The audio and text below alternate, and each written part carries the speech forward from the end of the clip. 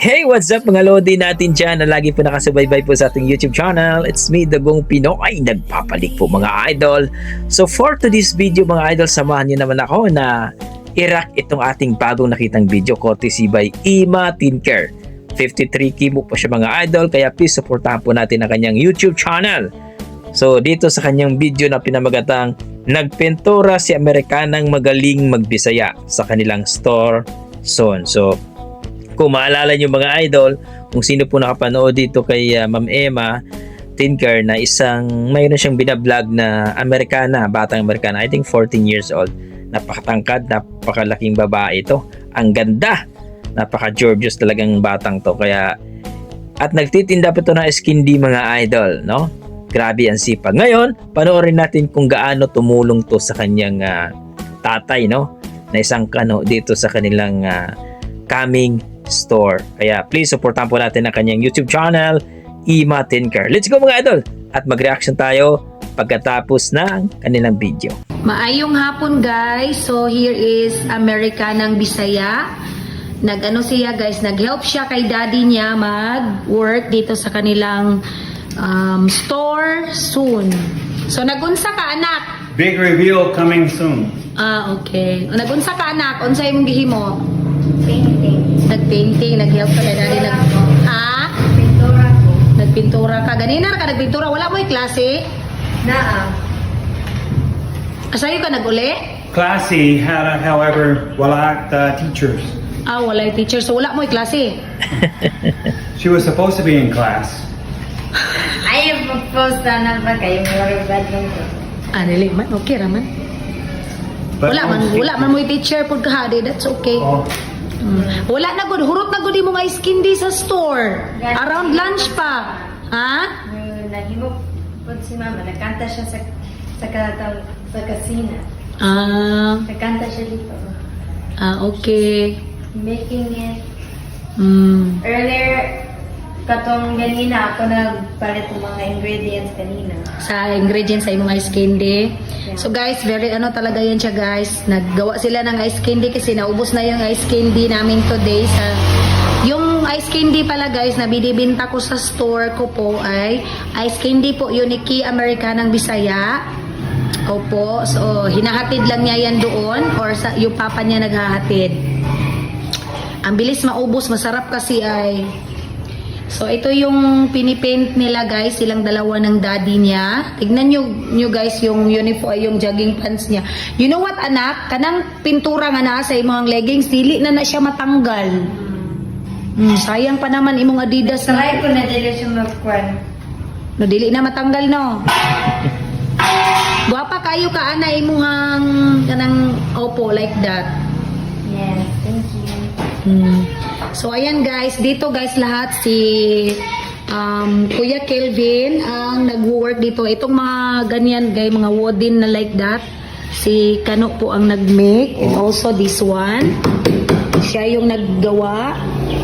Galing, no? And then yeah, everything. Siya yung nag-paint lahat. As in. Kumanak anak? Unya katong ugma mag-second coat. Mag-second coat mo ugma. Walay klase ugma no? Na. Sa hapon lang. Uman sa klase. Tunan, all day. All day niya. Dili kami spila ugma? Sila. So sa hapon, mag-help lang ka, mag-tinting. Dili. Si daddy ang mag-paint. After school. After school, mag-paint ka. Okay. Ano, Jude? Nag-vlog ka? Nag-video ka ganina? Yes. Okay, good. Gina-encourage ko talaga yan siya guys na mag-video all the time. Minsan wala siyang pasensya na mag-vlog sa kanyang sarili. Pero ini-encourage ko siya. Kaya ako, pinagawa ko talaga siya ng Facebook account niya talaga ng sa kanya. At ini-encourage ko siya palaging mag-upload. O sa mga nagsasabi dyan na ganito, ganyan, wala ho kayong alam po. Okay? Yan. So, Naksi something. Hi, salamat guys. Salamat all.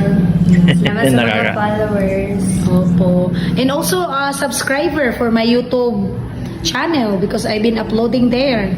Salamat po sa mga subscribers sa YouTube. Ngayon, Tita Maymay. Tita Emma. Opo. So sa mga hindi pa po nakakaalam guys, yung mama ni Ki America ng Bisaya ay kapatid ko po, ate ko. And then yung mga bata po nakasama sa video, mga filam po yun sila, mga anak ko po yun. Ngayon guys, ipapakita, love you na. Love you too. Ipapakita ko sa inyo yung daddy niya guys. Very busy.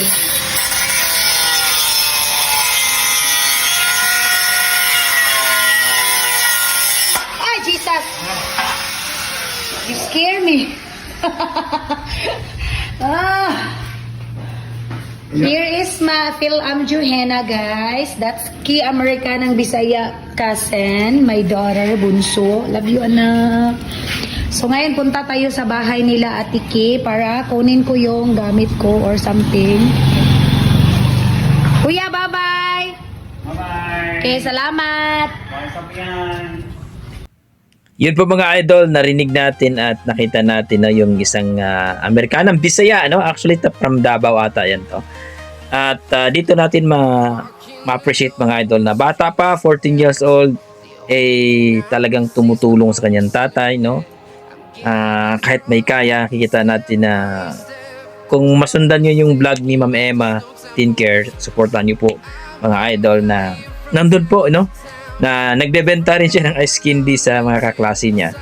Yung mga ice candy iba nilalagay doon kay Ma'am Emma. Kaya marami akong nabasa na bakit daw pinagtitinda yung bata ng ice candy. Sa kanila po yung ice candy. Gaya sinabi ni Ma'am Emma, sa kanila po yun, hindi po yung kay Ma'am Emma. Nilagay lang doon sa tindahan niya. Tapos nagdadala din yung si Americana Ki Bisaya sa school nila para magbebenta din. 'Di ba? Napakasarap tingnan yung bata na hindi maarte at talaga namang tumutulong. Imagine mo nagpenta, no? Kaya please suportahan po natin ang YouTube channel ni Ma'am Emma. Ewan ko lang kung mayroon na bang YouTube channel tong si Americanang Bisaya, si Miss Ki. So kung mayroon mga idol, update ko po kayo mga idol kapag mayroon para po ma-flex natin. So maraming salamat mga idol kung na-miss kayo sa kanilang video. Please puntahan niyo po ang YouTube channel ni Ma'am Emma Teen Care at please pa-like and subscribe naman sa ating YouTube channel. Please comment down below mga idol kung ano po ang masasabi nyo sa ating video for today dito sa Americanang Bisaya na tumulong magpintura sa kanilang kaning tindahan. Okay, hanggang dito na ako mga idol. Basta may dugong Pinoy, yan po ay talaga namang masisipag po ang ating mga dugong Pinoy dyan. God bless mga idol.